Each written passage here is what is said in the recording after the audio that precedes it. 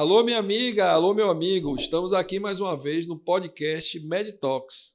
Hoje um tema extremamente importante para você, para a sua saúde, a saúde da sua família, a saúde do seu amigo, do seu marido, da sua esposa, do seu namorado, da sua namorada. É um tema que vai mexer muito, tá, com os tabus. Mas eu tenho certeza que as informações que vocês receberão aqui vai ser muito importante para a sua vida. Nós temos convidados aqui que vocês vão ficar assim, maravilhados com o que eles vão apresentar para vocês. Mas antes da gente começar, eu gostaria de agradecer de coração aos nossos patrocinadores. A agência VF7, agência de marketing, que é o cérebro desse podcast. É através dela que nós estamos aqui. É ela que faz todo esse trabalho com os nossos convidados, toda a assessoria técnica e nos traz informações para você. Aquelas informações que vocês têm mais dúvida, que é aquele momento em que vocês estão discutindo em casa, é essa que vem aqui para a gente discutir com os nossos convidados. Então, essa agência é que nos dá oportunidade para fazer esse podcast para você. Ela é especializada em marketing médico. Então, você que tem seu consultório, sua clínica, eu acredito a ela tudo isso que está acontecendo aqui. E tenho certeza que ela fará muito mais por você. Eu gostaria também de agradecer o Alto Posto Pérola do Tapajós. É mais do que um posto. Ele acolhe você, ele dá a você tudo aquilo que um posto não consegue te dar. Confiança, gentileza, produtos de qualidade. E agora, com o Pérola Beer, sua delicatessen, seu barzinho, seu restaurante, nossa, você tem hoje, muito próximo de Alter do Chão, uma casa de espetáculos, posso dizer assim, em que você pode levar a sua criança. Tem parquinhos, você não precisa ficar preocupado, e aí você se diverte, você tem um restaurante delicioso pronto para você. Eu gostaria também de agradecer a SOS Otorrinos, a sua clínica de otorrinos 24 horas, aqui mesmo em Santarém. Ela atende não só a cidade de Santarém, mas toda a região. Então você que tem dor de ouvido, corpo estranho no nariz, sangramento nasal, aquilo que normalmente acontece quando? De noite, final de semana. Pois é, a SOS funciona 24 horas, pronto para atender você na especialidade de otorrinolaringologia. Bom, diante de tudo isso aí que a gente falou nesse momento, dos nossos patrocinadores que são extremamente importantes para a gente estar aqui, eu gostaria de agradecer aqui a presença da doutora Gabriela Fernandes, formada pela Universidade Federal de Manaus, fez residência em cirurgia geral no Hospital Regional do Gama, em Brasília, fez residência médica em coloproctologia geral em Goiânia, no Hospital Alberto Rassi, e é membro da Sociedade Brasileira de Proctologia. E atende aqui mesmo em Santarém, no Centro Clínico João 23, no primeiro piso. Doutora, muito obrigado por aceitar o nosso convite. Obrigada, doutor Epifânio. Um prazer estar aqui.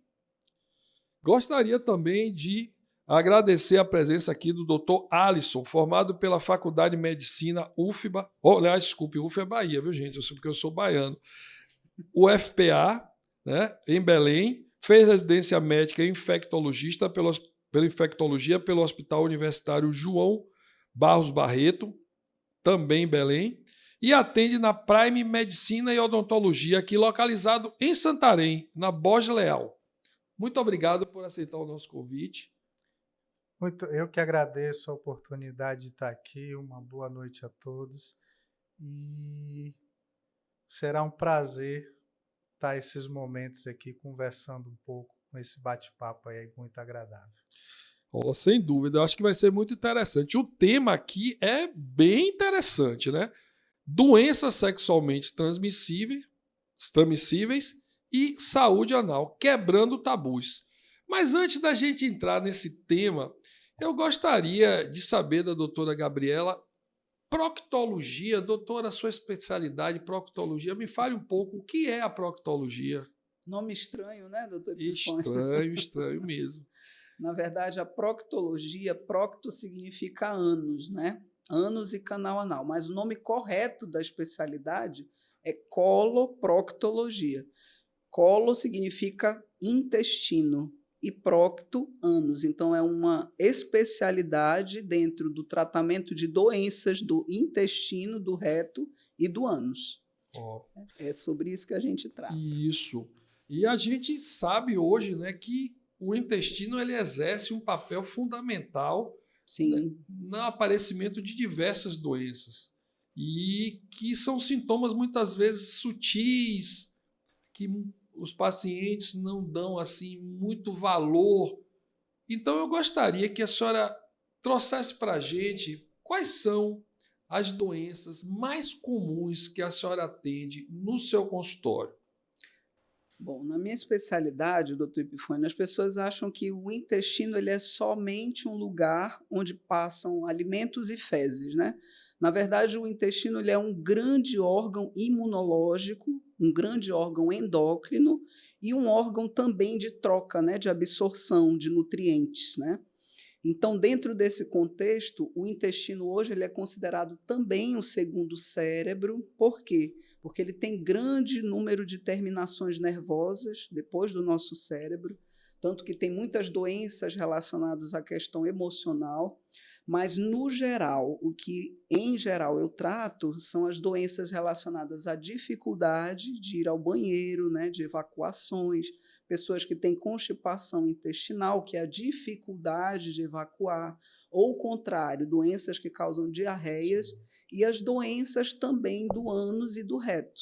No ânus são várias, né? As principais são hemorroidas, fístulas, fissuras anais, né? E queixas dos pacientes, né? Como dor abdominal, né? Que é relacionado à alimentação ou à evacuação, e principalmente o sangramento nas fezes. Nós investigamos esses pacientes. E dentro disso que você acabou de falar, da importância do intestino como sendo o segundo cérebro, a gente sabe que existem algumas doenças, né, doenças que são tratáveis, né, e que elas se manifestam de forma sutil.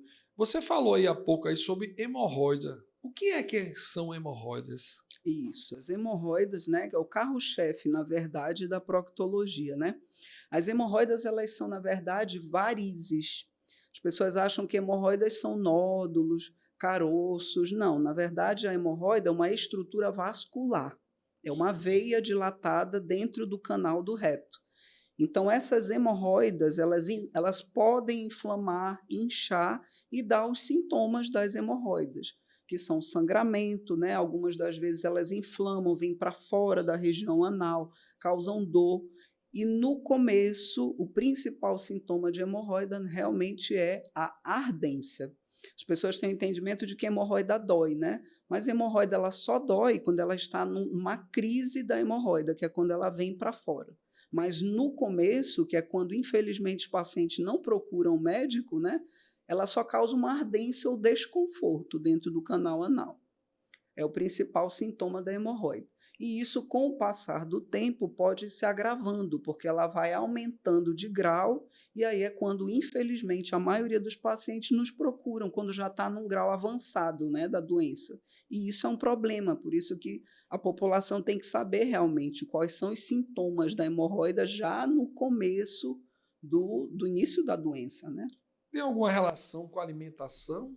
Com certeza. A alimentação e a evacuação, o ato de ir ao banheiro, né? A principal causa de hemorroida, na verdade, é hereditária. Se você tem parentes na família com hemorroida, você tem muito mais chance de ter a doença. Mas o hábito intestinal e a evacuação com problemas, você fazendo fezes ressecadas, as pessoas que não vão ao banheiro todos os dias, ou aquela pessoa que sofre no vaso sanitário, né, fazendo muito esforço, e isso devido a uma má alimentação, né? Porque as fezes vão ser o resultado do que a gente come, né? Uma alimentação precisa ter muita fibra, muito líquido, para que a pessoa não tenha esse tipo de problema. Então, quando isso vai se prolongando muitos anos nessa questão de dificuldade de ir ao banheiro, é que as hemorroidas pioram e começam a dar sintomas.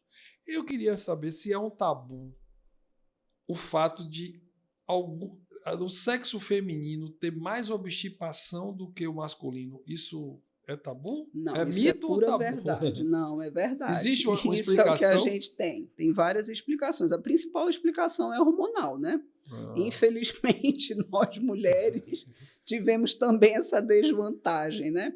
E a mulher tem uma das causas principais de hemorroida, que é a gestação. A perfeito. gravidez, durante a gravidez, né, a mulher fica mais constipada, você tem um aumento do volume abdominal, porque o intestino vai perder o espaço dele para aquele bebê que está ali, né? Vai ter que competir o espaço.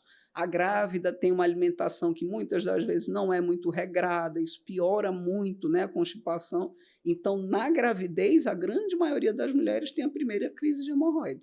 Olha que interessante. Ou durante a gestação ou após o parto. O esforço também no parto natural, muitas das vezes a hemorroida vem para fora, né? Olha, Durante interessante. o parto natural. Então, vocês já perceberam aí que a alimentação ela tem uma sintonia com o funcionamento do seu intestino e com o aparecimento de doenças. Existem outras doenças que têm uma relação com a alimentação além da hemorroida, doutora? Sim, com certeza. A alimentação e essas fezes endurecidas também podem desencadear a causa principal de dor anal, que é a fissura anal. A fissura é uma ferida, né? A gente chama vulgarmente de rachadura ou rasgadura. É uma lesão da prega do ânus. É quando você faz um volume fecal, um bolo de cocô tão grande que ele machuca e lacera e fere. E isso causa uma dor intensa.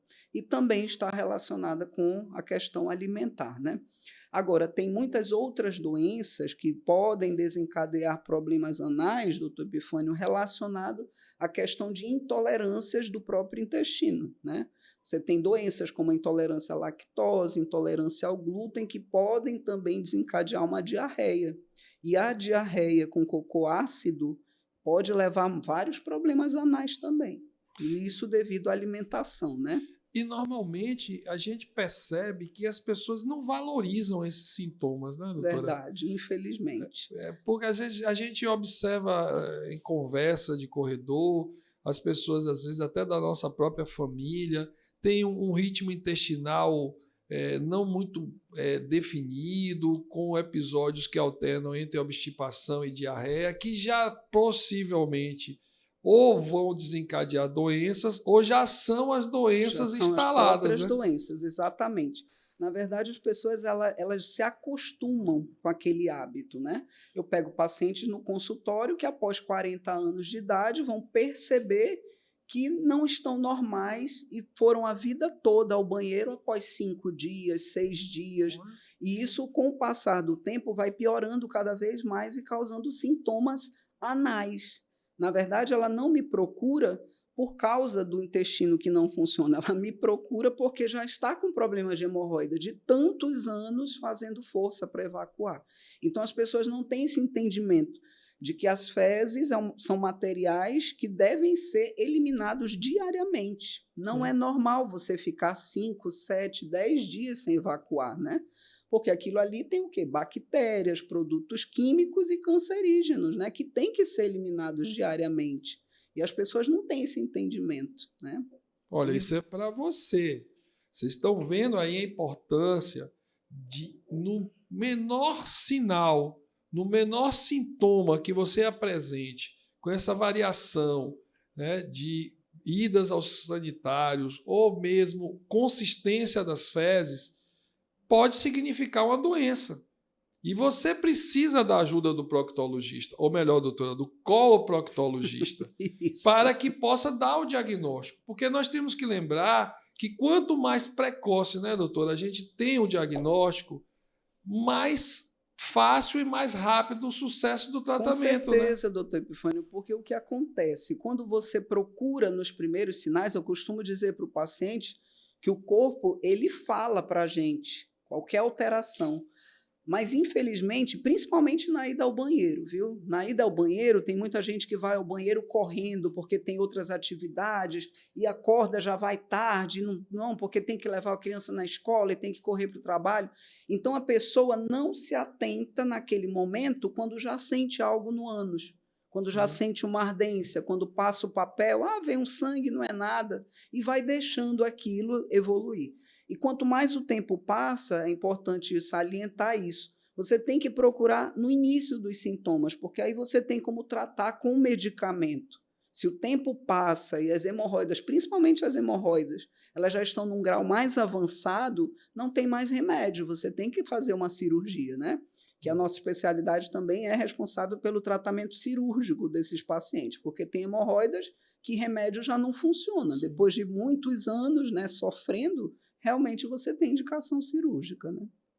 Então, você percebe a importância do diagnóstico e a importância de você fazer uma avaliação com um médico coloproctologista. Você pode estar com uma doença que pode ser facilmente resolvida, sem necessidade de cirurgia, e acabar tendo que fazer uma cirurgia porque você não valorizou um sintoma sutil. Você, inclusive, falou aí, doutor, a respeito das intolerâncias.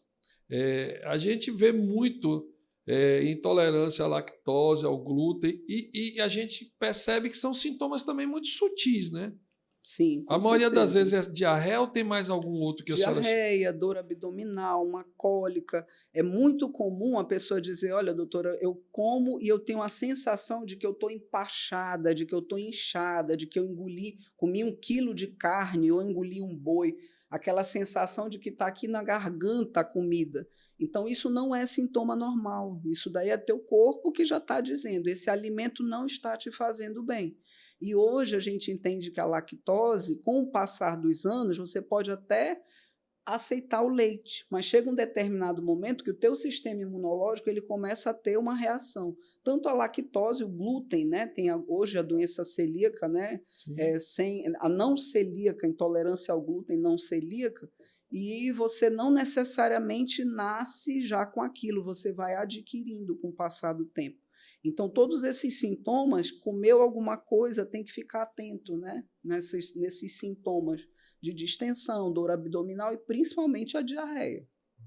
Isso é importantíssimo, porque, como você falou, o intestino ele é um órgão que ele secreta, né? Ele é responsável, inclusive, por algumas vitaminas, Sim, absorção, né, de nutrientes. Isso, e você tendo intolerâncias com o aumento do fluxo por conta de uma diarreia, isso tudo vai levar você a uma situação gravíssima. Até de desnutrição, né? Porque você vai perdendo nutrientes com essa diarreia. Perfeito. Ao invés de você se nutrir, você vai perdendo e dando outros problemas, né? Inclusive na região anal. Sim. Doutora, a senhora falou desses sintomas, dessas doenças que se apresentam na região do colo e do reto, mas além dos sintomas, qual o arsenal que a senhora, como coloproctologista, tem para diagnosticar esses pacientes?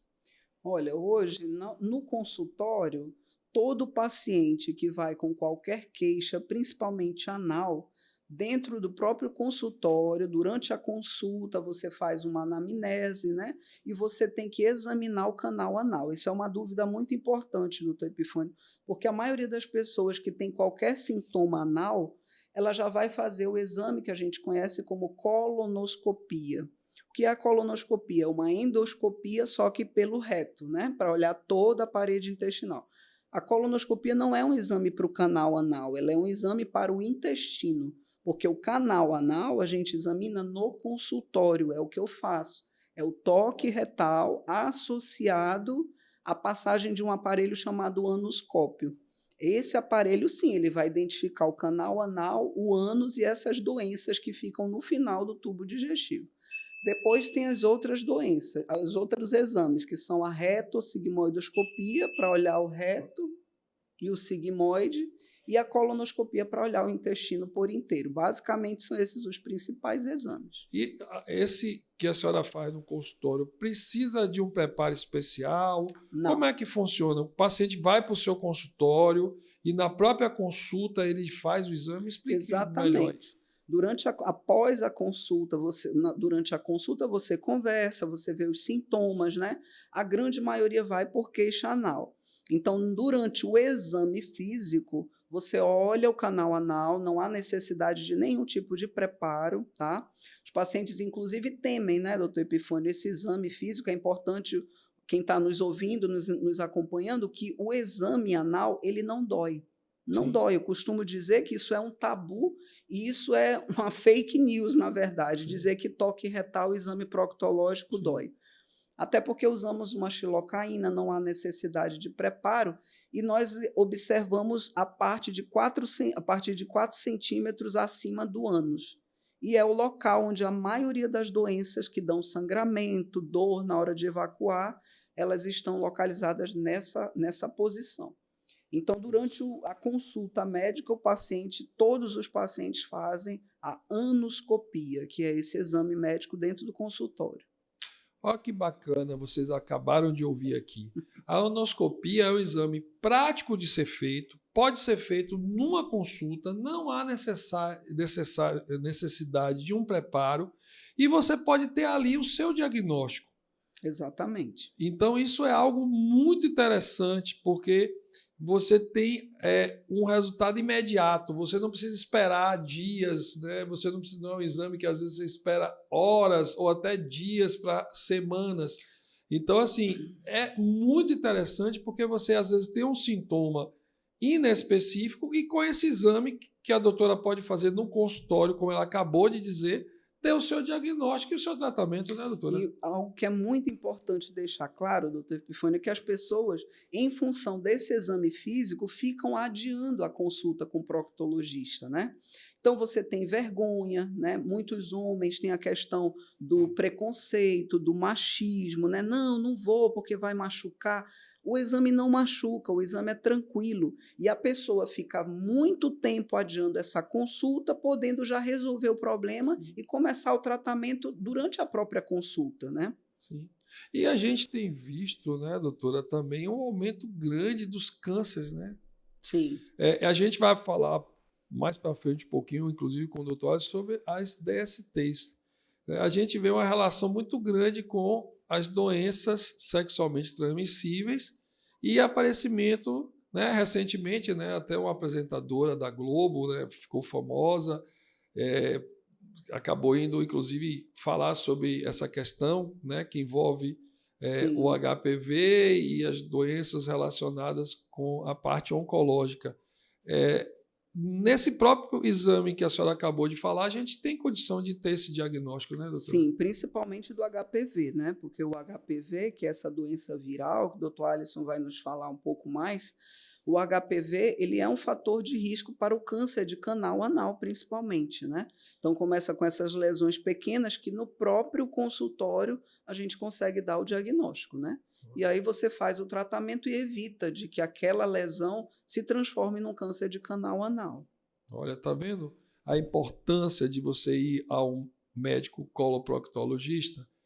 A doutora acabou de nos trazer aqui informações extremamente valiosas, tanto do diagnóstico quanto da possibilidade de um tratamento precoce, que evita você ter desfechos completamente desfavoráveis e que isso você pode ter o diagnóstico ali, numa própria consulta, né, sem necessidade de um preparo, sem necessidade de fazer exames que possam demorar muito mais tempo, dias, horas.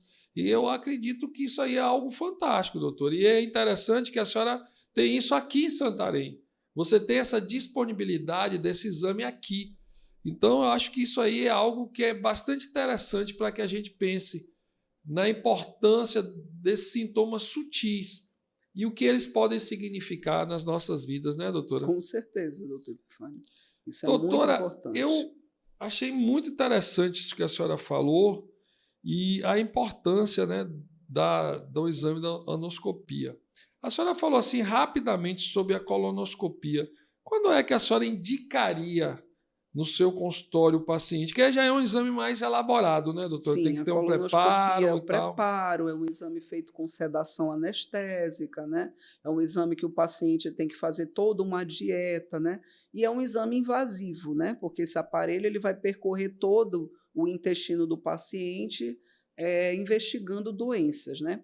A colonoscopia há um protocolo, né? Um protocolo nacional e mundial. No nosso país, né, nós tínhamos há 3 anos atrás a idade de 50 anos como a idade inicial de você fazer o primeiro exame, independente de sentir qualquer coisa. Só que devido ao grande índice de pacientes com câncer abaixo dessa idade, nós diminuímos para 45 anos. Então, toda pessoa, independente de sentir qualquer sintoma, ela tem que fazer a primeira colonoscopia com 45 anos. Ah, mas e no consultório? Quando é que eu peço, independente da idade? Todo paciente com sangramento ao evacuar, ou paciente com dor abdominal e alteração do hábito intestinal. O que é alteração do hábito intestinal? Eu vou ao banheiro todos os dias, o meu intestino é um reloginho, e de repente você começa a passar 3, 4, 5, 7 dias sem evacuar. Está mudando o hábito do seu intestino. Isso é um sintoma importantíssimo que pode indicar algum fator de obstrução e pode indicar uma doença intestinal grave. Então, você também tem indicação nesses casos. Seria o sangramento, dor abdominal a esclarecer e essa mudança do hábito intestinal são as principais indicações do exame da colonoscopia. Né? Aí você faz a primeira aos 45 e depois fica fazendo enquanto... A cada 5 anos. Cada 5 a cada anos. 5 anos. Com exceção dos pacientes que fazem o exame e encontram pólipos. Quando você tem pólipos, que são nódulos, caroços, que nascem na parede intestinal, e durante o próprio exame você retira essas lesões. Quando você encontra pólipos, já há um protocolo diferente. No ano seguinte, dependendo do tamanho da lesão, você tem que repetir para controle, né? E aí fica fazendo, enquanto der positivo, você tem que fazer anualmente. Importante essa informação. Então, você que tem 45 anos, está no momento de você fazer o seu primeiro exame da colonoscopia. Colonoscopia salva vidas, né, doutora? Com certeza. Você pode, mesmo sem ter um sintoma claro, mas você pode ter uma doença e você nem saber. Então, a prevenção é o nosso melhor tratamento, né, doutora? Outra Então, coisa isso aí... que é muito importante deixar claro, doutor Epifânio, é em relação à diarreia, né? Nós aqui do Norte, nós ouvimos muito falar, né? Acho que o Alisson também, a questão de diarreia. Ah, eu estou com diarreia, mas é uma ameba, é uma crise de ameba. A gente ouve muito isso no consultório, né? É algo assim da nossa região. Mas tem diarreias que são crônicas e que podem ser um indicativo de doença inflamatória intestinal. Nós temos 2 doenças seríssimas no nosso intestino, que são a retocolite ulcerativa e a doença de Crohn, que dão esse sintoma que é a diarreia. E a pessoa fica uma vida inteira evacuando com cocô mole e acha que é normal. É uma grande indicação de colonoscopia, uma diarreia que não para, né? Olha, interessante. Sim. Então, para você ficar atento aí à importância e à necessidade de fazer a colonoscopia diante desses sintomas e desses sinais que a doutora Gabriela acabou de nos informar. Doutora, eu achei muito interessante essas informações.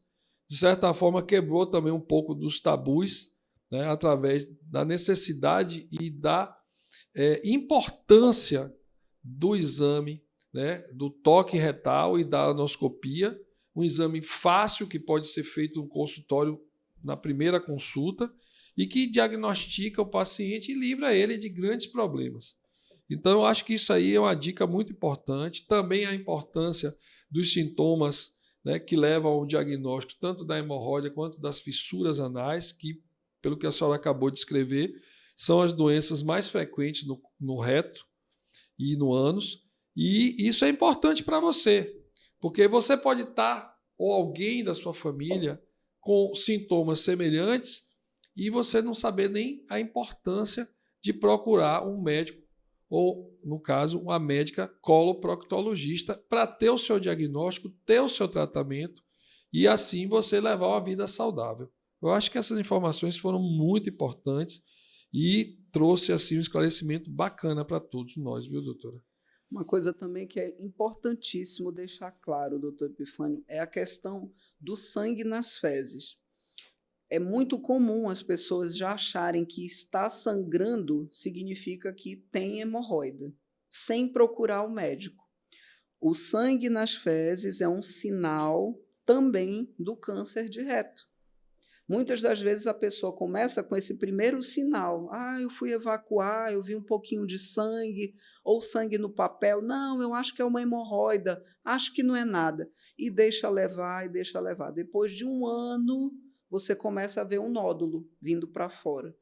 Inclusive, semana passada foi esse um caso que eu atendi no consultório. Uma senhora que sangrava há um ano achando que fosse hemorroida. Quando a lesão já começou a sair do canal, é que ela resolveu procurar atendimento porque viu que já estava estranho, né? Não, mas eu pensei que fosse hemorroida, e não era, já era um câncer de reto já invadindo o canal anal. Então, muita atenção a isso, né? Porque sangramento, nem todo sangramento, infelizmente, é hemorroida. Você pode ter uma doença grave. Nós percebemos aqui que a médica coloproctologista é a sua melhor amiga quando se trata de sintomas intestinais e reto. Sangramento, dor, cólica, mudança de hábitos intestinais, consistência das fezes.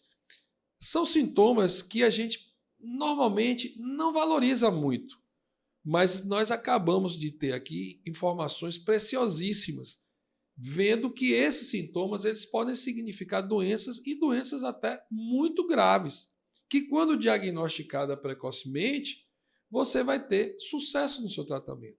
Então, isso é muito importante que vocês estejam atentos, porque nós acabamos de ver aqui que são sintomas sutis, uma diarreazinha, uma cólicazinha, um sangramento uma vez ou outra. Exatamente. E aí, muitas vezes, é onde mora o perigo. Então, vocês têm que estar atentos. E agora, vocês têm aqui, em Santarém, um serviço de qualidade. Eu queria, inclusive, doutora, eu soube que a senhora está inaugurando um serviço bacana. Eu queria que a senhora falasse um pouco desse serviço que a senhora está inaugurando. Isso, nós estamos agora inaugurando uma clínica, né? Faz parte do projeto, né? Do Centro Clínico do João 23, e nós estamos agora com espaço, estaremos a partir de março com um espaço maior, onde nós vamos ali ter a oportunidade de fazermos colonoscopia, retossigmoidoscopia, pequenas cirurgias, teremos uma sala de pequenos procedimentos, né, com sedação, um espaço assim amplo, né, bem aconchegante para receber os nossos pacientes. E aí vai ser muito mais fácil, né? Porque no espaço que eu estou agora não tem como fazer colonoscopia, mas nesse novo espaço nós estaremos oferecendo esse serviço para a população. Nossa, isso é muito bacana, porque a gente percebe que, através desses exames, a gente consegue o diagnóstico de uma forma mais precisa e rápida, né, doutora? Com certeza. E isso certamente é o sucesso do tratamento, né? Verdade, com certeza. Agora, é muito importante o paciente entender que o primeiro passo que ele tem que dar é reconhecer e observar os sinais do corpo dele.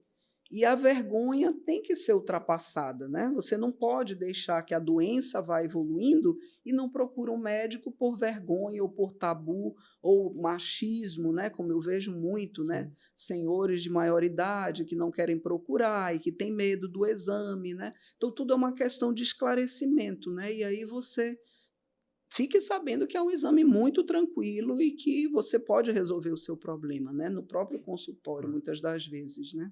E o sucesso do tratamento, né, doutora? Sim. Porque quanto mais cedo o diagnóstico... Não adianta correr, gente. Não adianta a gente temer do diagnóstico. Sim. Porque quanto mais tempo a gente perde em ter o diagnóstico, mais a doença avança.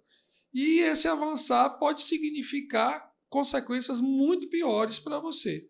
Então, é importante que vocês tenham na cabeça que, tendo um serviço de referência, de qualidade, com profissionais atentos e capacitados, vocês certamente terão o diagnóstico e o tratamento eficaz para a sua doença. Então, tá aí dicas importantes e que certamente vão ser valiosas para nossas vidas. Doutor Alisson, eu gostaria de saber do senhor o que é que a infectologia, esse nome infectologia, o que é que a infectologia faz, doutor Alisson? Bom, quero dizer, Epifânio, que essa eu acho que a grande maioria dos meus pacientes, quando chega no consultório, é a primeira coisa que eles falam: doutor, me encaminharam para cá ou me indicaram o senhor, mas sinceramente eu nem sei o que o infectologista faz. Eu acho que essa oportunidade aqui de a gente estar trazendo esses esclarecimentos é muito bom. Então, o que o infectologista faz, né? De forma bem simplificada, a gente colocaria aí que seria auxiliar e tratar todas as infecções, mas a coisa é um pouquinho mais complexa do que isso, né? Naturalmente, a gente sabe que no nosso corpo e no ambiente que a gente vive, né, existem ali de diversos bichinhos, micróbios, micro-organismos, germes, vários nomes aí que a gente dá, que eles convivem com a gente, convivem no nosso corpo, convivem no nosso ambiente, e em alguns casos, um micróbio, um germe desse, pode ser uma bactéria, um fungo, um vírus, um parasita, como a ameba, que a doutora citou, né? Muito comum na nossa região norte aqui, as amebias e giardias, pode acabar causando mal. E aí o infectologista ele vai estar avaliando isso, né? Quando eu devo tratar, como eu faço para me prevenir de ter essas infecções, né? Para estar evitando, como eu vou estar acompanhando. Algumas são mais agudas, que a gente chama, precisa ser descoberto de forma rápida, o tratamento mais cedo sempre é melhor. Outras têm um quadro mais demorado, mais lento. Muitas vezes o paciente acaba procurando outras especialidades, né, como aqui citando a questão da diarreia, né? Muitos pacientes vão procurar outras especialidades e muitas vezes é um quadro de infecção que aí o infectologista vai estar atuando em conjunto. Então, de forma geral, o infectologista ele vai estar atuando para trazer uma qualidade de vida para a pessoa, evitando que ela venha sofrer mazelas associado aos micro-organismos que convivem tanto dentro dela quanto no ambiente onde ela mora, né? Então, a gente trabalha nessa área e tanto trabalhando na saúde do indivíduo, na pessoa, dentro do consultório, mas também avaliando a população como um todo na parte de saúde pública. Eu vejo que a infectologia, doutor Alisson, ela também tem o viés preventivo, né? Vocês têm uma avaliação epidemiológica. Nós vimos aí muito recentemente a questão do Covid e os infectologistas tiveram assim alta, né? E vocês fazem toda essa avaliação de perfil, mapeiam e trabalham com diretrizes também, né, do que a população ou do que o indivíduo precisa ter como o objetivo de prevenção. É também uma área que vocês... Sim, é uma área que a gente atua também, né, no combate das disseminações, evitar que doenças, infecções se espalham, que são as epidemias que a gente chama, né? Então, o infectologista também vai atuar nisso. Como atuar nisso, né? A gente vai estar fazendo as orientações como evitar que você se contamine, você adquira aquela determinada infecção, como se proteger, né? Desde vacinas, uso de preservativos, coisas simples como lavagem das mãos, né? Lavagem dos alimentos, então muito cuidado com o que a gente come, não só para a saúde do intestino, como bem colocado pela doutora Gabriela, mas também na saúde do corpo como um todo, né? Muitas vezes ali junto com o alimento vem algum micro-organismo, algum micróbio que pode estar lhe fazendo mal. Então, como infectologista, a gente vai estar trabalhando em todo esse campo. Desde as medidas para orientar a pessoa a ela se proteger, para nunca vir a ter ou sofrer nenhuma dessas enfermidades, né? E se não a situação que venha a ter alguma enfermidade por algum micro-organismo, a gente também vai estar tratando, vai estar cuidando e mantendo o acompanhamento. Então, eu tenho, por exemplo, a oportunidade de ir ao seu consultório e aí você me dizer quais são as vacinas que eu devo tomar de acordo com minha atividade profissional. Então, isso também faz parte do universo do infectologista? Sim, é uma parte importante, né, dentro da área da infectologia. É uma área que a gente chama de medicina do viajante, né? Então, onde a gente vai estar orientando as medidas de proteção, né? Você vai viajar para determinado lugar, lá existe um surto de determinada infecção, né? Por exemplo, na nossa região aqui, hoje em Santarém nós não temos casos de malária, mas se você viajar para locais próximos aqui, ali para a região de Jacareacanga, né, descendo para o município de Trairão, né, você vai para áreas onde a malária é endêmica, né, e aí a gente tem muitos acabam se deslocando daqui para fazer alguma atividade de passeio, pesca, camping, e aí tem como a gente dar orientações, explicar como se prevenir, né, de ter essas infecções. Prevenções que vai desde usos de remédios para tomar, para evitar de contrair determinada doença, determinada infecção, orientar a parte de vacinas, né? Por exemplo, se você for viajar daqui para alguns países no exterior, por exemplo, para a França, vai ser exigido que você tenha vacina para a febre amarela, né? E aí, caso não tenha, aí tem que passar com o infectologista para orientar sobre a vacina, ver se não tem nenhuma dose anterior, ver se precisa tomar dose de reforço para emitir o certificado internacional de vacinação. Então, é uma outra área que a gente também atua, né? Tem algumas pessoas, por conta de alguma comorbidade que tenha, né?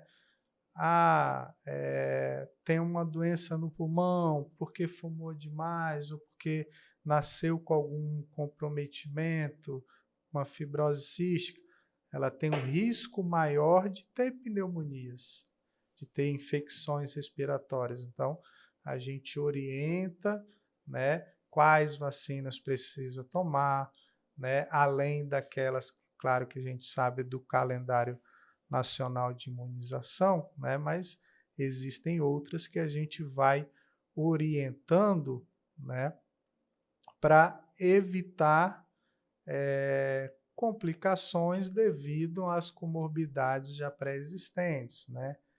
Então a gente tem todo esse trabalho, né, da prevenção direcionada especificamente para o indivíduo, conforme a sua profissão, conforme seus hábitos de vida, de dia a dia, doenças pregressas que já teve ou que ainda tem, doenças crônicas. Então, a gente atua nisso sempre direcionando de forma específica para cada indivíduo, porque muitas vezes o que você precisa não quer o que a doutora Gabriela precisa, ou o que uma outra pessoa Sim. de mais idade vai precisar. Então, a gente sempre tenta trabalhar buscando o melhor para trazer o melhor para aquela pessoa, para que ela consiga viver a vida com qualidade, Sim. com saúde, né? Da melhor forma possível, né? E a gente percebe, né, doutor Alisson, que hoje a medicina caminha para a prevenção. Eu fico, muitas vezes a pessoa assim, você trata a saúde de alguém. Não, eu não trato a saúde, eu trato a doença. Mas o que a gente tem que perceber, e você que está aí nos ouvindo e nos assistindo, que a parte mais importante para onde a medicina caminha é exatamente para esse tema que o doutor Alisson acabou de mencionar, que é a prevenção. Então, se você tem uma determinada possibilidade de fazer uma avaliação prévia diante de doenças que você já tenha, ou se você vai viajar para algum lugar e você pode, né, saber previamente a que você vai se expor e o que vai desencadear de doenças, por que não prevenir?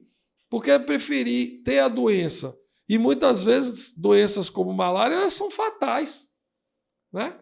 Então, o que a gente acaba de ver aqui é uma informação extremamente importante da visita, da consulta com o infectologista, com o sentido de prevenir doenças, de você poder ter uma qualidade de vida usando menos remédio, né? Tendo uma vida mais saudável.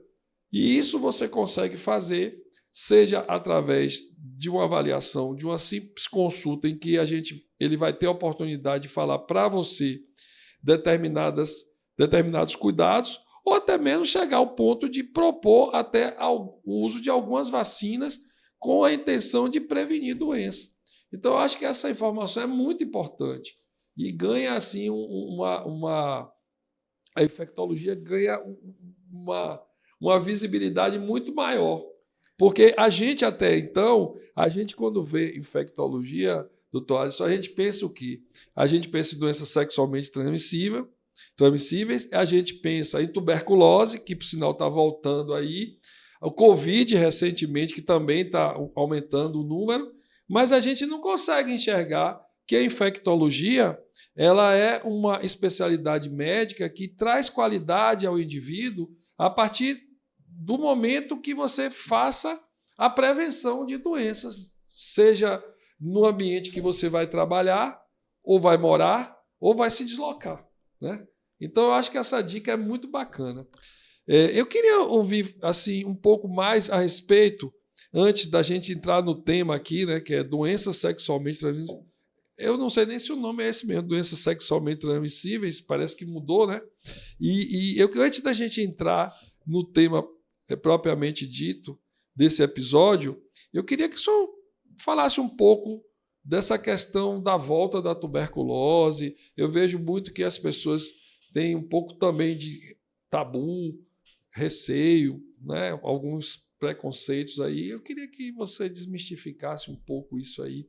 É fato que a tuberculose está aumentando, não só na nossa região, mas acho que no Brasil todo. Infelizmente, a gente vem vendo um aumento no número de casos de tuberculose, né? Que vem aumentando no país como um todo, e a região norte não é diferente, nosso estado não é diferente, e é uma doença que traz bastante preocupação. Por mais que seja uma doença plenamente tratável, tem cura, a pessoa consegue levar sua vida com qualidade, ainda é muito negligenciada. Inclusive, ela faz parte das 10 doenças negligenciadas que é estabelecida pela OMS, pela Organização Mundial de Saúde, né? Mas por que uma doença negligenciada? Porque ela não recebe o aparato, a estrutura para estar desenvolvendo pesquisa sobre ela, e não é tão valorizada quanto outras doenças. por mais que tenhamos aí mais de 20 milhões de casos todos os anos no mundo, né? No Brasil, só o Brasil é 80% dos casos na América do Sul toda de tuberculose, então temos muitos casos, né? E, infelizmente, é uma doença muito estigmatizada, né? Muito tabu, como você colocou, que até meados do século XX, o século passado, ela ainda não tinha o tratamento adequado. O tratamento era isolar a pessoa, né? Você internava a pessoa em sanatórios, inclusive o hospital onde eu fiz a minha residência médica em infectologia, o João de Barros Barreto, ele começou como um sanatório de tuberculose. Então, as pessoas que tinham tuberculose na região de Belém eram encaminhadas para esses sanatórios para que ela não disseminasse a doença e ali passasse a conviver. Então, por isso é uma doença que é tão estigmatizada, porque ela traz esses traumas antigos, né, que se eu tenho isso, o destino é a morte, eu tenho que me isolar, eu vou ser segregado da população, né? Então, muitas pessoas, quando têm o diagnóstico da tuberculose, choram, entram em prantos, né? E isso mesmo, pessoas da área da saúde mesmo, que infelizmente nós, como profissionais da saúde, somos um grupo bastante vulnerável a isso, né? A tuberculose, mesmo diante de todo o conhecimento, por ser profissional da saúde, caímos em pranto, né? Ao receber o diagnóstico, né? Então, por isso que é uma doença que traz tanto medo, tanta preocupação, porque é uma doença histórica, né? Mas, mesmo assim, a gente temos oportunidade de falar sobre ela, é necessário falar, ela não vai fazer distinção de classe social, de grupo étnico ou de profissional que ela pode acometer. Então, é importante a gente saber e sempre suspeitar, principalmente pelo fato da onde a gente mora. A gente mora na região amazônica, né? Mesmo dentro de cidades como Santarém, como Manaus, você está cercado pela floresta. E principalmente na nossa região, já que a tuberculose ela também é uma doença social, a existência das mazelas sociais, como más condições de higiene, baixos índices de saneamento básico, baixos índices de IDH, fazem ela proliferar, prosperar mais facilmente. E, infelizmente, a região norte é a região que tem os piores índices do país, né? Então, por isso ela é tão acomete tanto a nossa região. E o que é importante estar atento na tuberculose? Por mais que a tuberculose ela tenha várias formas de se manifestar, o seu principal sintoma e o mais clássico de todos, já estava falando, é a tosse. Né? Então, tosse persistente, por mais que você ache que é um quadro gripal, é uma virose, estamos no período de chuvas, muitas viroses, muitos resfriados, muitos quadros gripais, mas sempre acender a luz amarela de estar atento. Se essa tosse persistir por mais de 3 semanas, luz amarela, talvez possa estar diante de uma tuberculose, né? Então, sempre de imediato, a tosse está persistindo, mesmo depois que ter melhorado o resfriado, o quadro gripal, está durando muito tempo, procurar o atendimento com o especialista, com o infectologista, para a gente poder estar avaliando, né? E excluindo a doença, se não for, sempre torcemos para isso, mas se for, fazer o tratamento de forma adequada, porque quanto mais precoce o tratamento, menor risco de sequela, melhor a recuperação, né? Mais rapidamente essa pessoa retorna à rotina do cotidiano da vida dela. Isso é para você. Às vezes, uma simples tosse que você pode acreditar ser sequela de um resfriado ou uma gripe mal curada, como a gente ouve falar aí nos corredores, pode ser um sintoma relacionado com a tuberculose. Então, a importância de você fazer uma consulta, uma avaliação com o infectologista. Ele é a pessoa que vai te dar a oportunidade do diagnóstico e, consequentemente, de um tratamento adequado.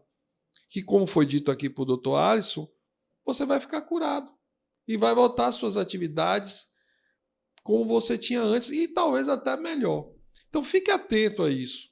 Nós vimos aqui, na abordagem da doutora Gabriela, do doutor Alisson, doenças com sintomas muito sutis, sintomas que muitas vezes a gente não dá qualquer valor, mas que pode estar por trás dela doenças gravíssimas.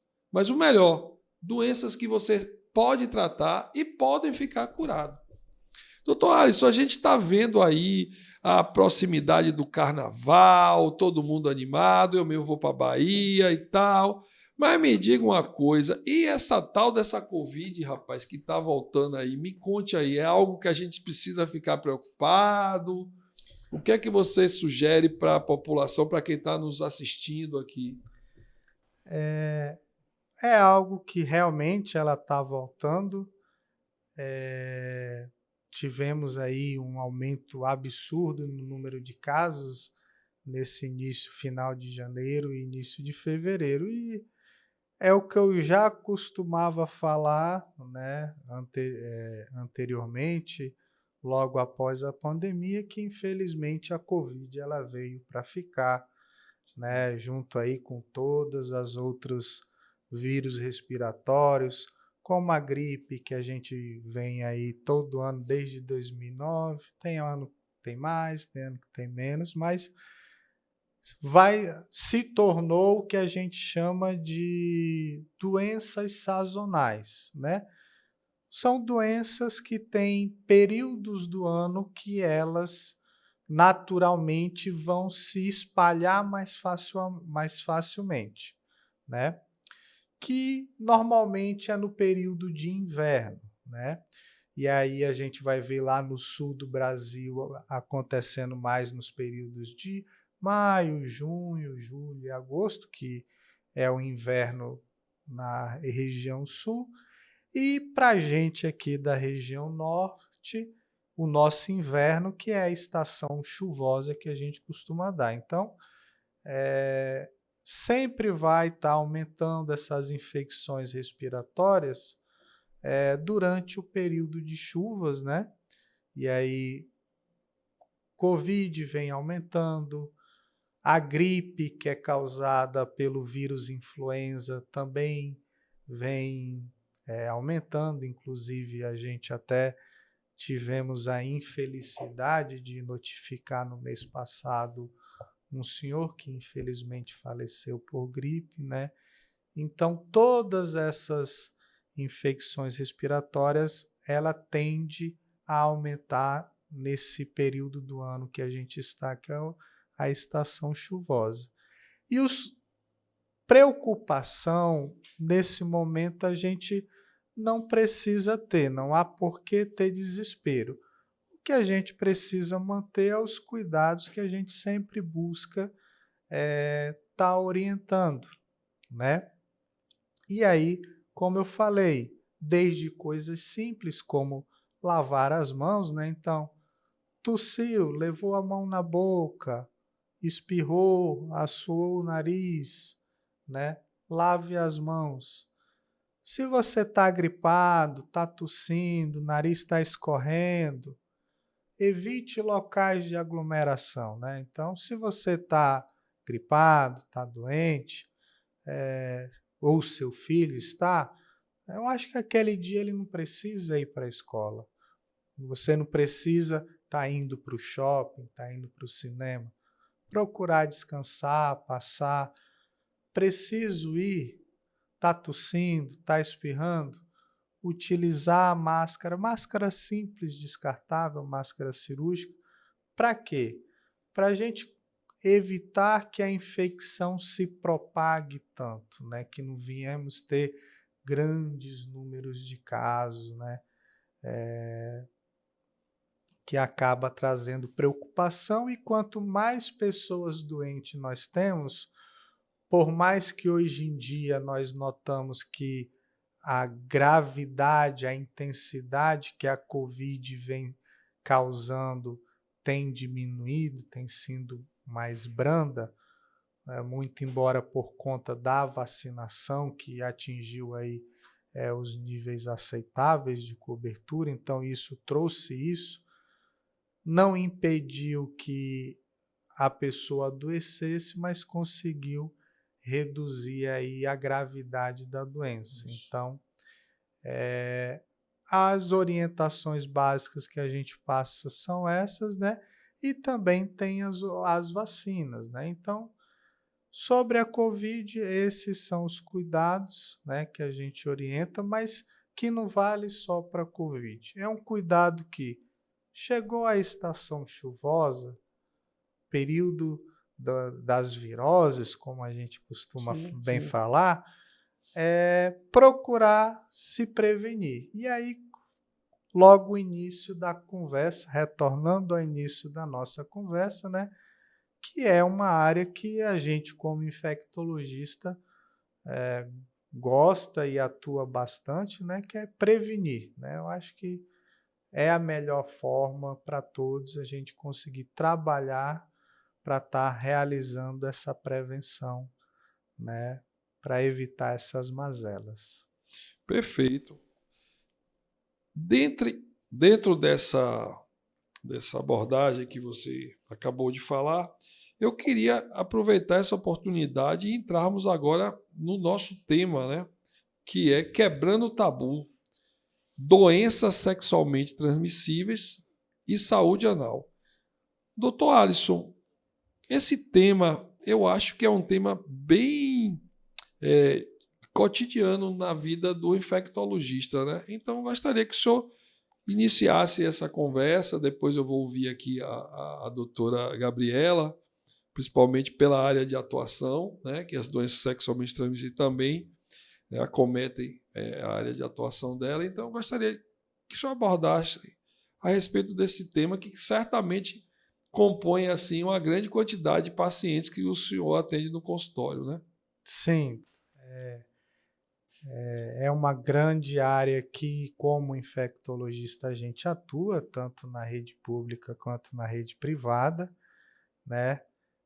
Voltando aí a seu comentário anterior, não só a Covid com a chegada no carnaval nos preocupa, mas também as infecções sexualmente transmissíveis, ou ISTs, também nos preocupam bastante. Mudou até o nome, né? Até um pouquinho. E voltando também, a gente hoje preferimos usar esse termo infecção sexualmente transmissíveis porque muitas delas, nos seus estágios iniciais, né, ou até mesmo a longo prazo, não vão manifestar sintomas, né, que seriam aquilo que a pessoa sentiria que faria ela pensar, não, eu acho que eu estou doente, e aí, por ela estar sentindo aquilo, ela vai procurar algum atendimento.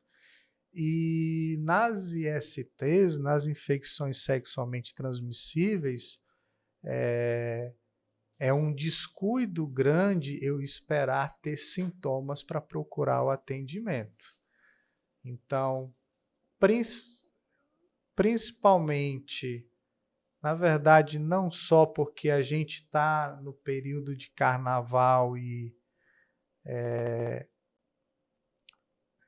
as pessoas estão mais libertas e livres. A gente vê que esse período do carnaval é um período que talvez as pessoas se encontram mais, viajantes, muito turista, o aumento das doenças, das infecções sexualmente transmissíveis.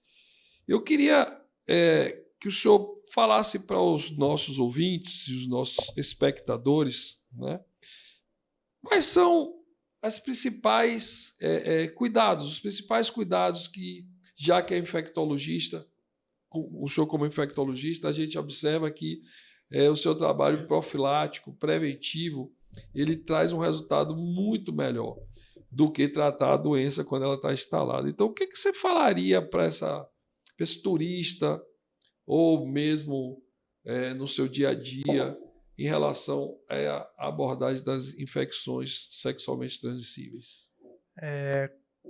Como a gente coloquei anteriormente, né? A gente usa esse termo infecções sexualmente transmissíveis porque muitas não manifestam sintomas. Então, a nossa orientação de início é primeiramente fazer as testagens, né? Para ver se você não tenha nada que você previamente não sabia se tinha. Que às vezes você já vem convivendo aí com a infecção, às vezes meses, às vezes anos. Então, antes de tudo, antes de falar das medidas de prevenção, o primeiro é a gente falar sobre a necessidade de a gente estar fazendo os testes, né, para ver se você estar ou não com alguma infecção sexualmente transmissível, né? E aqui a gente está falando aí das principais, pode ser o HIV, que é a principal dela, mas também falando da sífilis, que infelizmente também vem aumentando muito o número de casos, das hepatites virais, como a hepatite B e a hepatite C. Então, a gente ainda hoje, mesmo com a evolução da medicina, mesmo aí já há 40 anos da pandemia do HIV, percebemos que as pessoas ainda têm muito medo em realizar o exame, realizar o teste, né? Um teste que muitas vezes é simples, resultado tanto na rede pública quanto na rede privada você consegue ter no mesmo momento ou poucas horas depois, né? Então, a primeira coisa que a gente tem que trabalhar é isso. Eu tenho a conscientização de acender a luzinha amarela. Será que eu tenho alguma coisa, né?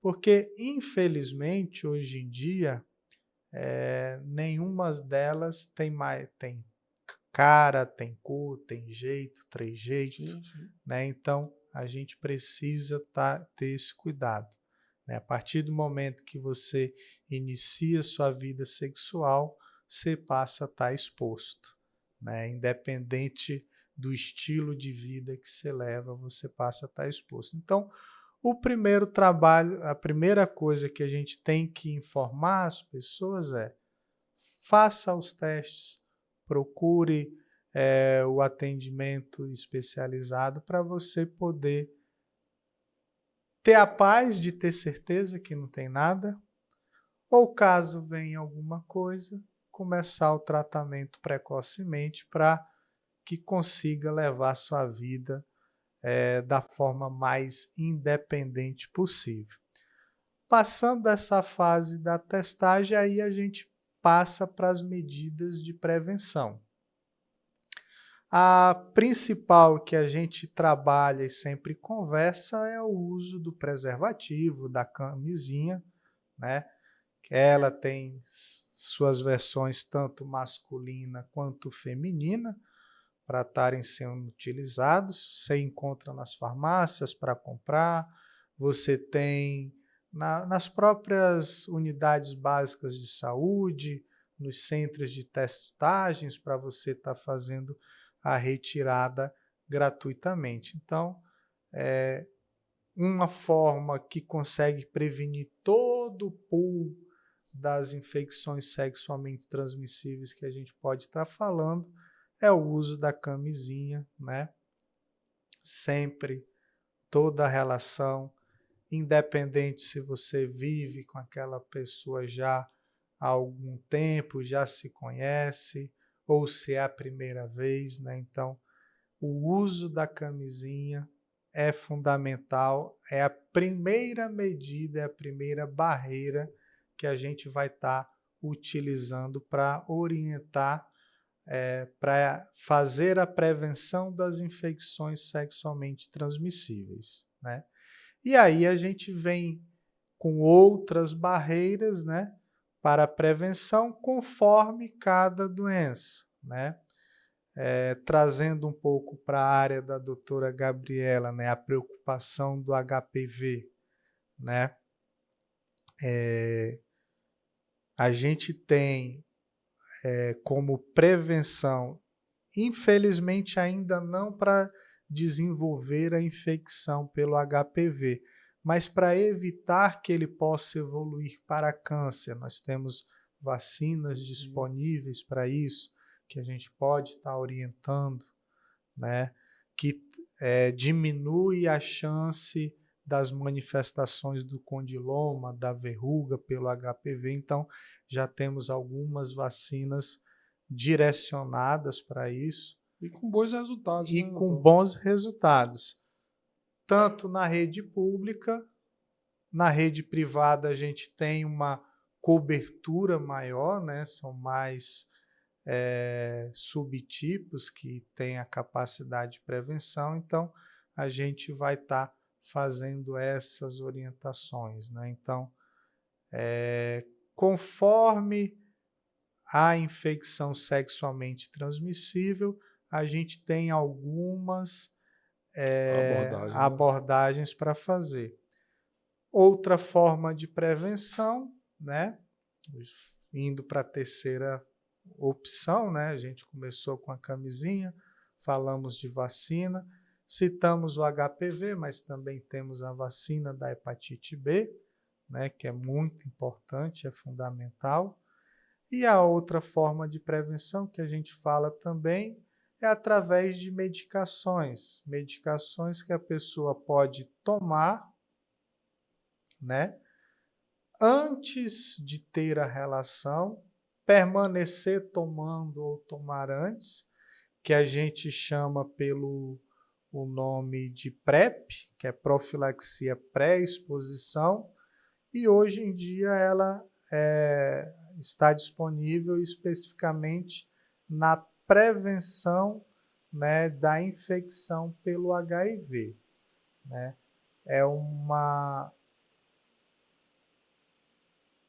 É mais uma arma que a gente tem para evitar, né, a infecção pelo HIV. Por mais que a medicina tenha evoluído muito nesses últimos 40 anos aí sobre o HIV, que saiu de uma doença onde a sentença de morte era de 100%, para hoje a expectativa de vida daquele indivíduo que vive com HIV e faz o tratamento corretamente é a mesma da população geral que vive sem o HIV. Então, hoje, quem tem o HIV e trata de forma correta não vive nenhum dia a menos do que deveria viver sem a infecção. Então, por mais que teve toda essa evolução, o melhor é não ter. Então, Sim. a gente tem todas essas barreiras para tentar prevenir. Mas uma coisa que eu quero reforçar bastante, o uso da PrEP, né, da profilaxia pré-exposição para o HIV, ela não exclui a necessidade das outras prevenções. E aqui a gente fala especificamente o uso da camisinha. A gente tem que colocar na cabeça da população e de todos. A gente cobra muito do jovem, mas a gente vê a medicina evoluindo, né? A terceira idade também mantém sua vida sexual ativa, né? E precisamos também estar incluindo a mentalidade do uso do preservativo, do uso da camisinha. É a primeira barreira, é uma das mais importantes, é a que vai te proteger do máximo de infecções sexualmente possíveis, né? Então, isso aí é fundamental. Inclusive, Alisson, isso eu ouço muito, viu, no consultório, a questão das pessoas, né, que não têm parceiros fixos, elas costumam não usar preservativo, ter um entendimento de que pelo uso do PrEP, ela pode fazer sexo assim, à Sim. vontade e sem prevenção. Sem prevenção. Eles não têm esse entendimento de que as outras ISTs podem acontecer, Sim. que o PrEP não vai protegê-los disso. Sim. Então, muitas das vezes, mas eu tomo PrEP, e eles não têm esse conhecimento. Doutora, e dentro dessa linha da sua área de atuação, o sexo anal é, sem dúvida, um dos grandes queixas que os pacientes vêm de doenças geradas por essa prática.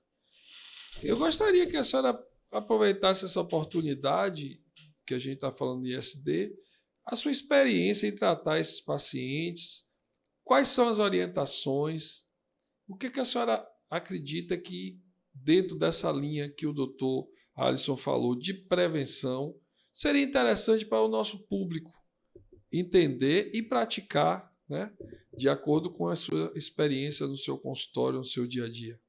Exatamente. Então, doutor Epifânio, é muito interessante, Alisson, essa questão do PrEP, que eu tenho visto um aumento do não uso, exatamente o inverso, o não uso do preservativo porque eu uso PrEP. Então, eu estou livre e vou continuar a ter relação sem o preservativo.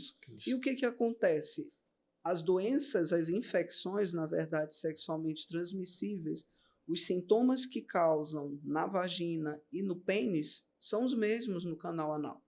Então, a pessoa, quando ela tem uma infecção sexualmente transmissível, ela começa a observar secreção, uma secreção de odor fétido, uma secreção forte, um catarro, um muco, coceira na região anal e ardência. E algumas vezes, devido à inflamação do reto e do canal anal, sangramento também.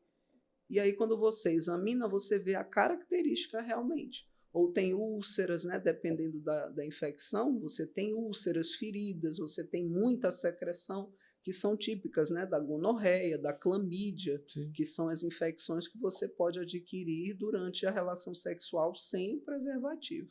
Então, pego demais. E o condiloma, que é o HPV, que são as verrugas anais, né? Que, como o Alisson disse, muitas dessas doenças elas são silenciosas.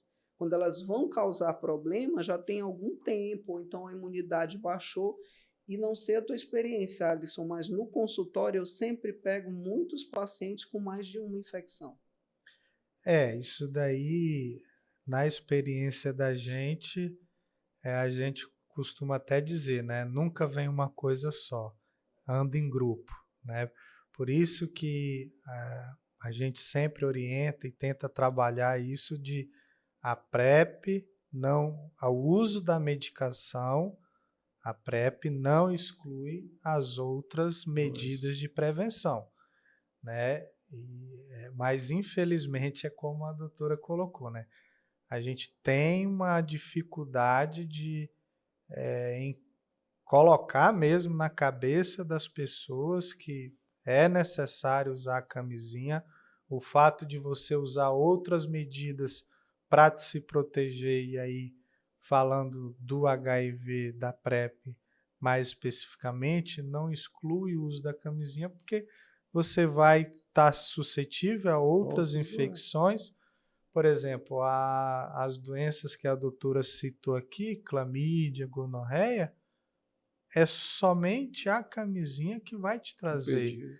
a prevenção. Então, é necessário utilizar, né? A gente precisa ter essa consciência, ter esse cuidado, porque as infecções não vêm sozinhas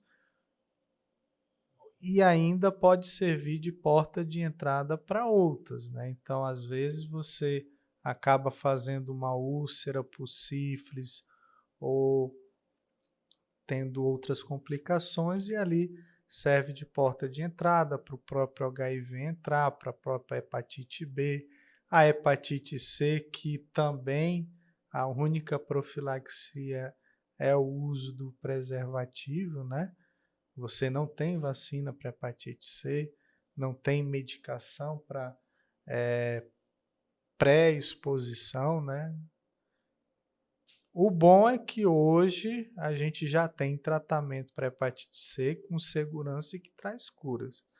Mas o melhor das opções é não ter. Não ter. Perfeito. E além disso, que é muito importante entender na questão do sexo anal, é muito importante entender que o canal anal e o reto são locais contaminados pelas piores bactérias do nosso corpo.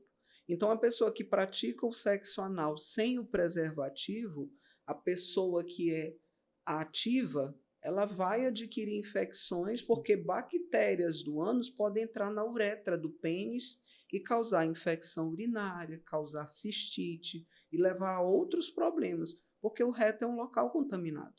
Por mais que você faça lavagens, vai continuar com bactérias aquele local. Doutora, e dentro dessa linha, existe algo, já foi dito, que é a questão do preservativo, isso aí a gente não, eu acho que é algo sacramentado, mas existe alguma outra hábito que ajudaria a evitar essa contaminação, vamos dizer assim, retrógrada, né? No caso, não do passivo, mas do ativo, só o preservativo, algum hábito de higiene, alguma coisa que dentro da sua atividade profissional que a senhora consegue... Em relação ao reto, não tem como você limpar, né, o reto. Isso aí, trabalhos já foram feitos e você tem uma flora natural. Eu acredito que os pacientes perguntam isso, né? Sim, o que é que eu devo fazer? Tem alguma alternativa? Usar algum tipo de produto? Não sei. Mas, então, é o preservativo e ponto final. E ponto final, com certeza. É a melhor maneira, né? Sim, entendi. Então, a gente percebe que, apesar de todos os avanços, a gente percebe também que a quantidade de IST também aumenta proporcionalmente, né, ao número de pessoas que gostam de carnaval, gostam de festa, gostam, né, de diversidades. E o que vocês, dentro da especialidade, falaria para o seu paciente, falaria para o público, olhando para essa câmera aqui, o que você diria assim? Olha, eu acho que isso aqui, já foi dita a questão do preservativo, mas teria algo mais dentro da sua especialidade que vocês acham que valeria a pena que os nossos ouvintes, os nossos espectadores tivessem a respeito da especialidade de cada um de vocês?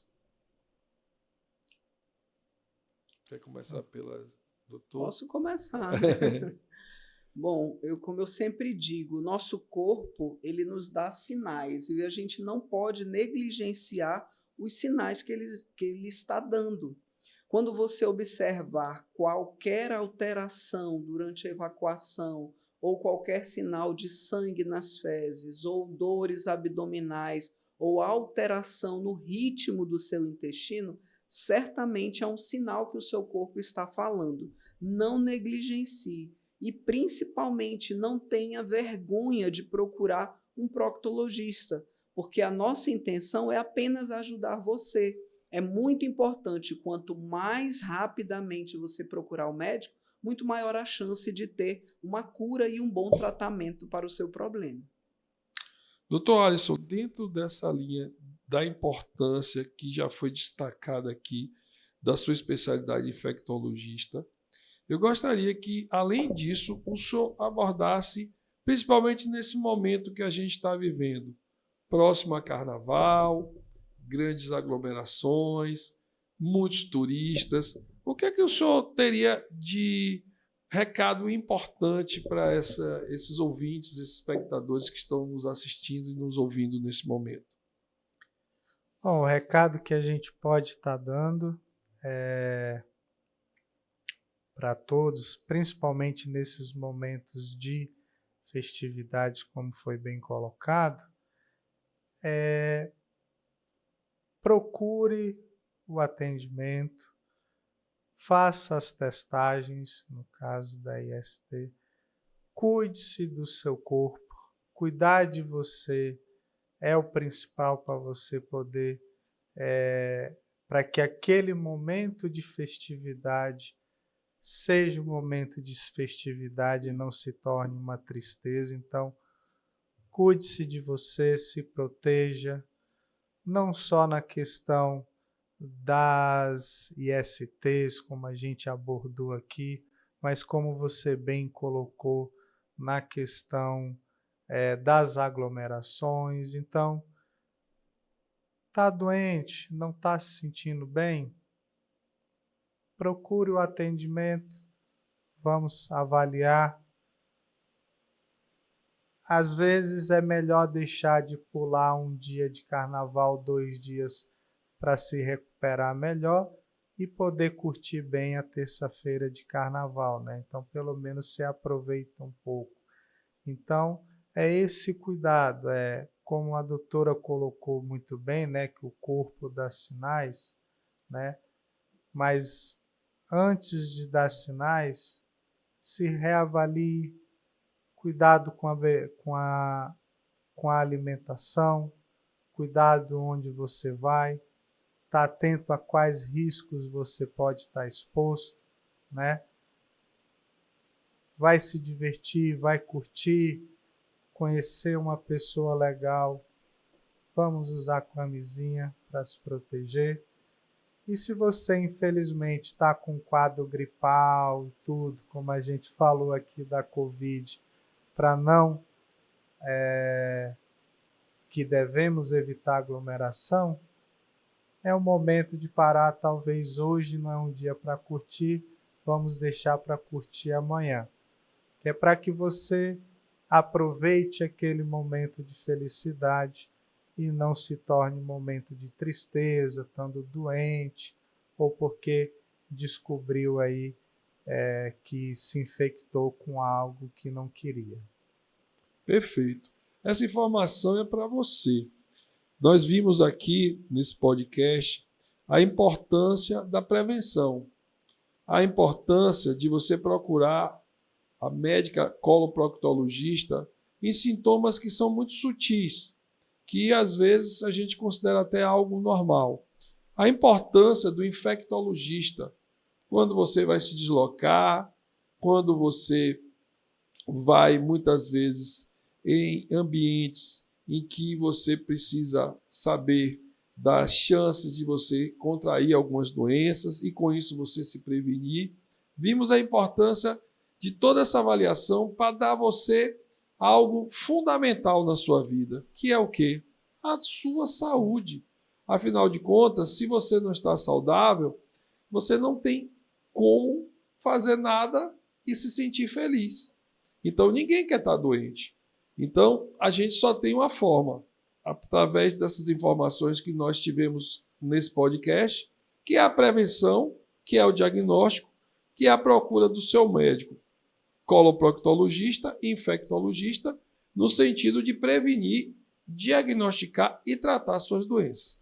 Eu gostaria de agradecer a doutora Gabriela pelo convite, pela participação, que foi muito interessante. Obrigado, doutor. Gostaria de agradecer ao doutor Alisson, que cedeu gentilmente aí o seu tempo precioso, né? O tempo de vocês dois precioso para estar aqui. E eu tenho certeza que foi um podcast bastante interessante, que você, com certeza, tirou bastante dúvidas, e aquelas dúvidas que você não conseguiu tirar, nós vamos disponibilizar através dos canais para que vocês passem e nós passaremos para eles, para que eles possam responder a essas e outras dúvidas que eventualmente venham surgir ao longo do tempo. Eu quero agradecer a você. Esse podcast é feito para você. Fazemos com todo carinho, com toda dedicação, para levar a você informações preciosas para que você cuide da sua saúde da sua família, dos seus amigos e de todos aqueles que vocês amam. Então, muito obrigado pela atenção, muito obrigado a todos. E eu, antes de encerrar, eu queria dar um mimo aqui, um presente ao Dr. Alisson, né, e à doutora Gabriela. Esse aqui é um presente com carinho do podcast MedTalks. Muito obrigado. Espero que vocês gostem. E foi um prazer enorme, né, tê-los aqui nessa noite. E eu tenho certeza que foi muito interessante para os nossos ouvintes, nossos espectadores, que esse podcast é para você.